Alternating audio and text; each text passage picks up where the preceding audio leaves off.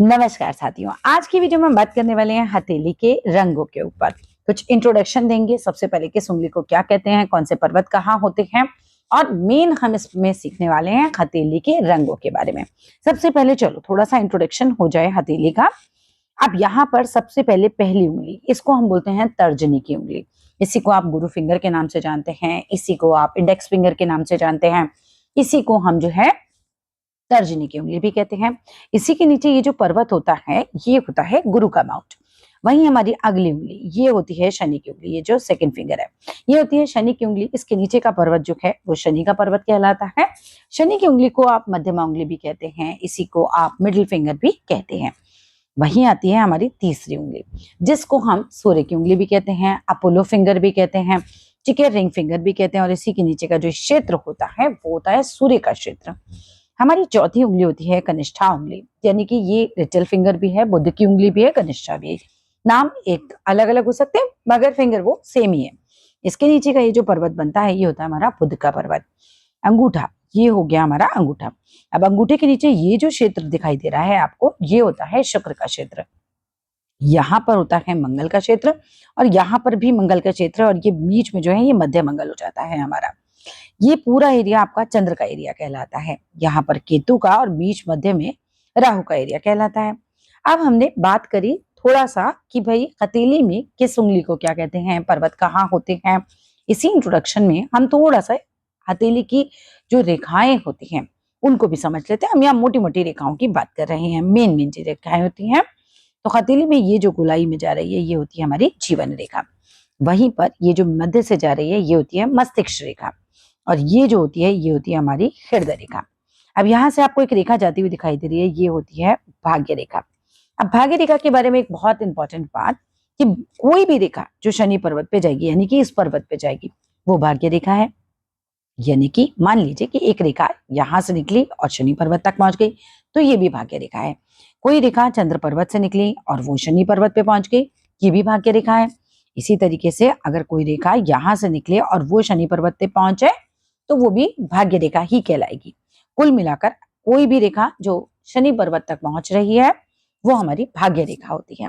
अब हम बात करेंगे आज के हमारे मेन टॉपिक पे कि हथेली के रंग जो होते हैं वो कौन कौन से हो सकते हैं, हथेली के रंगों का प्रभाव क्या हो सकता है।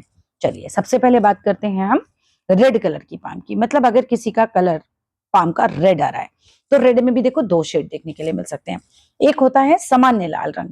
अगर आपकी हथेली का सामान्य लाल रंग है तो ऐसा व्यक्ति काफी ज्यादा एक्टिव होगा, ऐसा व्यक्ति काफी एनर्जेटिक होगा, ऐसा व्यक्ति काफी बोल्ड होगा, ऐसा व्यक्ति काफी कॉन्फिडेंट होगा, ऐसे व्यक्ति सोशल रिफॉर्मर जैसे होते हैं जो समाज में सुधार की भावना रखें।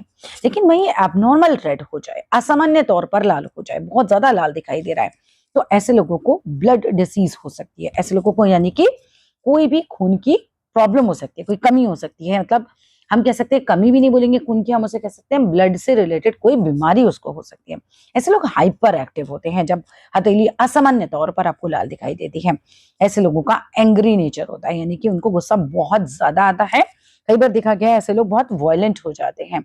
ऐसे लोग बहुत डोमिनेटिंग हो सकते हैं, दूसरों को डोमिनेट करते हैं। अब हम बात करते हैं, अगर आपकी हथेली जो है वो येलो कलर की दिखाई देती है। देखो येलो में भी अगेन दो शेड हो सकते हैं। एक आपको दिखाई दे बहुत नॉर्मल सा येलो कलर, सामान्य पीला रंग जिसे हम कहते हैं। तो सामान्य हल्का हल्का पीला रंग अगर आपको हथेली खोल के दिखाई दे रहा है तो ऐसे लोग एजुकेशन के काम में अच्छा कर सकते हैं, ऐसे लोग टीचिंग में बहुत अच्छा कर सकते हैं, कंसल्टेशन में काफी अच्छा कर सकते हैं, कोचिंग के काम में भी अच्छे हो सकते हैं। हम कहें तो वो गुरु प्रधान लोग होते हैं।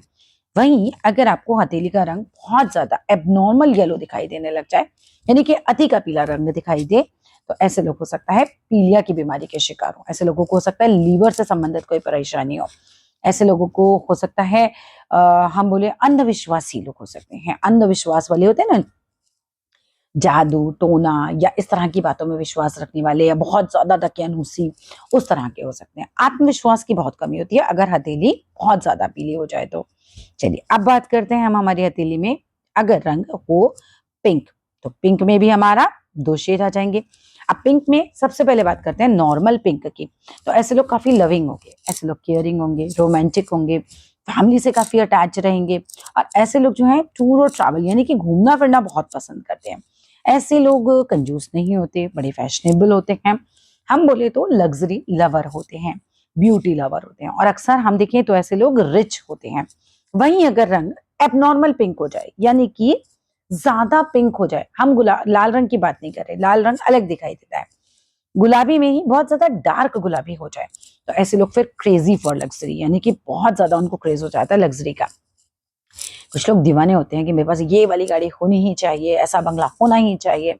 अब होगा या नहीं होगा ये तो और रेखाएं बताएंगी, बट आपका नेचर कैसा हो जाएगा हम उसकी बात कर रहे हैं। क्रेजी फॉर ब्यूटी होंगे, हम बोल सकते हैं फ्लर्ट भी हो सकते हैं ऐसे लोग, ऐसे लोगों के मल्टीपल अफेयर्स भी हो सकते हैं। ऐसे लोगों में संतोष की बहुत कमी होती है, यानी कि लैक ऑफ कंटेंटमेंट जिसे हम बोल सकते हैं, और इन लोगों की रिलेशनशिप में काफी ज्यादा प्रॉब्लम देखी जाती है। अब अगर आप फ्लर्ट हैं तो आपके रिलेशनशिप में तो प्रॉब्लम बहुत नॉर्मल सी बात हो गई। चलिए इसके बाद अगर हम बात करते हैं, अब हम बात करेंगे व्हाइट कलर की हथेली की। अब हथेली में भी व्हाइट कलर कैसा हो सकता है? एक व्हाइट कलर हो सकता है जस्ट नॉर्मल व्हाइट, हल्का हल्का आपको सफेदी नजर आ रही है, ऐसा कुछ बहुत ज्यादा सफेद नहीं नजर आ रहा है। तो अगर नॉर्मल व्हाइट है तो ऐसे लोगों में इंट्यूशन पावर काफी अच्छी होती है। ऐसे लोगों में हम कह सकते हैं काइंड नेचर उनका होता है, बहुत शांति जो है उन्हें पसंद होती है, काम होंगे, काइंड होंगे, पीस लवर होंगे। ऐसे लोगों की इमेजिनेशन बड़ी अच्छी होती है। लेकिन अगर यही एबनॉर्मल की साइड चला जाए, यही सफेद रंग जो है बहुत ज्यादा आपको सफेद दिखाई दे रहा है, तो ऐसे लोगों में खून की कमी होगी, आरबीसीज की कमी होगी, इम्यूनिटी काफी वीक होगी, ऐसे लोग बहुत जल्दी बीमार हो जाएंगे, ओवर थिंकिंग बहुत ज्यादा करेंगे, स्ट्रेस बहुत ज्यादा हो जाएगा ऐसे लोगों को। हम बोले तो डिप्रेशन का प्रॉब्लम हो सकता है, लो बीपी की प्रॉब्लम हो सकती है। तो इस तरह की चीजें जो है, अगर अति का व्हाइट कलर है तो ये प्रॉब्लम्स आएंगी। अब बात करते हैं हम ब्लैक कलर के पाम की। अब देखो ब्लैक भी ऐसा कुछ बहुत ज्यादा मिलता नहीं है, लेकिन ब्लैक में भी दो शेड आते हैं और मिलते हैं, ऐसा नहीं कि बहुत ज्यादा नहीं होते तो होते नहीं है, ब्लैक कलर के पाम भी आपको मिलेंगे। अब ब्लैक में क्या होता है, जैसे हल्का हल्का ब्राउनिश सा शेड आ जाए, थोड़ा सा नॉर्मल ब्लैक जिसे हम कह सकते हैं, बिल्कुल काला हाथ नहीं होता वो, ठीक है, थोड़ा सा ब्लैक का शेड आता है हाथ के अंदर। तो अब नॉर्मल ब्लैक है तो ऐसा व्यक्ति सेवा भावी होगा, ऐसा व्यक्ति न्यायप्रिय होगा, ऐसा व्यक्ति काफी हार्ड वर्किंग होगा, ऐसे लोग काफी पंक्चुअल होते हैं, ऐसे लोग बहुत लॉयल होते हैं, ऐसे लोग बहुत अनुशासित होते हैं, यानी कि काफी डिसिप्लिन्ड होते हैं। वहीं अगर एबनॉर्मल ब्लैक हो गया, हाथ बहुत ज्यादा डार्क साइड पर जा रहा है, तो ऐसे लोग बहुत अकेलापन महसूस करते हैं, लाइफ में ओवर स्ट्रगल कर देता है ये चीज, लग्जरी में बहुत ज्यादा कमी होती है।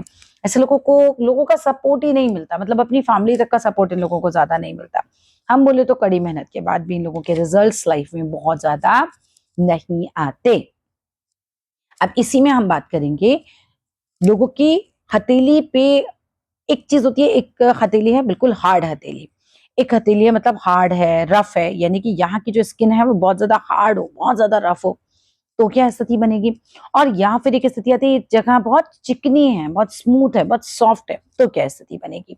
देखिए अगर ये जगह सतह, आपकी हथेली की जो सतह है ये बहुत ज्यादा हार्ड है, बहुत ज्यादा रफ है, तो ऐसे लोग बहुत श्रमजीवी होंगे, यानी कि बहुत मेहनती होते हैं, लेकिन लेबर के प्रकार के होते हैं। ये जो होता है ये शारीरिक श्रम को ज्यादा दिखाता है, फिजिकली बहुत स्ट्रांग हो सकते हैं। हम यहाँ मेंटली स्ट्रांग की बात नहीं कर रहे, आप लोग फिजिकली बहुत स्ट्रांग हो सकते हैं, है ना। ऐसे लोगों को बॉडी से रिलेटेड जो फिजिकल वर्क होता है वो ज्यादा ये लोग करते हैं। मजदूर वर्ग के हाथ भी बहुत ज्यादा टफ, रफ इस तरह के होते हैं, स्किन बहुत हार्ड होती है उनकी यहाँ पर। अब बात करते हैं, अगर ये स्किन बहुत सॉफ्ट है, बहुत स्मूथ है, तो ऐसे लोग बहुत बुद्धिजीवी होते हैं, इंटेलिजेंट जिसे हम कह सकते हैं। ऐसे लोगों की सहन शक्ति थोड़ी कम होती है, लेकिन क्योंकि फिजिकली तो इतने स्ट्रांग नहीं होते ना, मेंटली काफी स्ट्रांग होंगे, लेकिन है ना। तो बुद्धिजीवी हो गया कि भाई मेंटली तो स्ट्रांग है लेकिन फिजिकली बहुत स्ट्रांग नहीं होते, सेंसिटिव होंगे, रिसेप्टिव होंगे, ब्रेन वाइज हम देखें तो काफी स्ट्रांग होंगे। फिजिकल टॉलरेंस बहुत कम होता है इन लोगों का, फिजिकली चीजों को बहुत ज्यादा टॉलरेट नहीं कर पाते हैं। तो हमने इस 10 मिनट की वीडियो में आई होप आपको काफी सारी चीजें समझाई। वीडियो अच्छा लगे तो जरूर चैनल को लाइक कीजिए, सब्सक्राइब कीजिए, शेयर कीजिए, लोगों तक पहुंचाइए। इस चैनल पे हम बहुत सारी वीडियोस आपके लिए बनाने वाले हैं, आपके लिए बहुत सारा कंटेंट जो है हम लेकर आएंगे। अच्छा लगे तो जरूर लाइक कीजिएगा और कमेंट बॉक्स में जरूर बताइएगा कि आपने आज कैसा सीखा। Thank you so much. अच्छा, पर्सनली अपना हाथ दिखाना चाहें, इनके अपने हाथ का वीडियो बनवाना चाहें, तो मेरे नंबर 8588821529 पे कांटेक्ट कर सकते हैं। कांटेक्ट केवल व्हाट्सएप से कीजिएगा। Thank you.